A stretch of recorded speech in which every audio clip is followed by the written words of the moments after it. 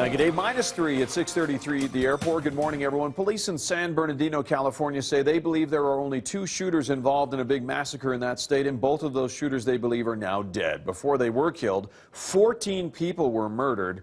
Police say a man and a woman armed with an assault rifle, each opening fire on a holiday party. The male shooter was actually at the party, left, returned with his wife, and they both opened fire.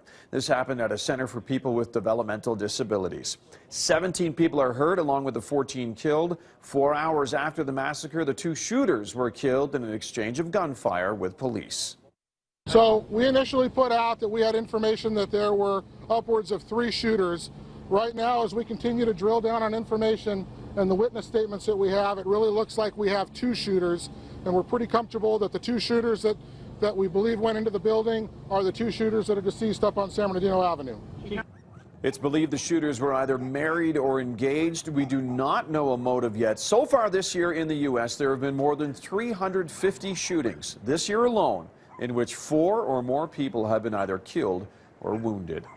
Overseas, the Blade Runner, Oscar Pistorius, is guilty of murder now. A court of appeals in South Africa overturning a manslaughter conviction against the former track superstar.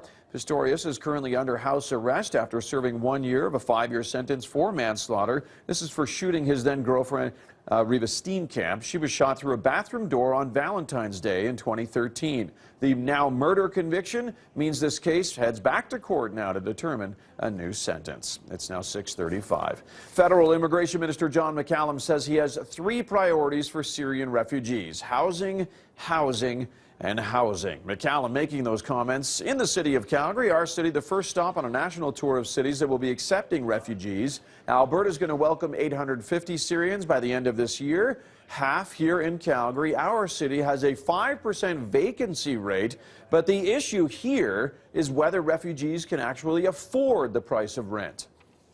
They will all arrive in either Montreal or Toronto, and from there they will be dispersed to 36 cities which have sizable settlement capabilities in those cities, obviously including Calgary. And from those cities they will be either stay there or be sent to other cities around those cities. We have about 2,500 vacancies in the city. So in terms of the spaces exist. It really is in being able to afford those spaces. We are turning to the private sector to do this. These people will not be housed in social housing. John McCallum says the help from the private sector is vital right now. 2 Calgary real estate firms, by the way, are answering that call for help. Main Street Equities and Boardwalk, both giving up a total of 550 units, making them available to refugees at discounted rental rates in Calgary. And the first sitting of Parliament in Ottawa with Justin Trudeau as Prime Minister happens today. The only order of business today is to elect a speaker. The Trudeau government speech from the throne will be read tomorrow by Governor General David Johnston.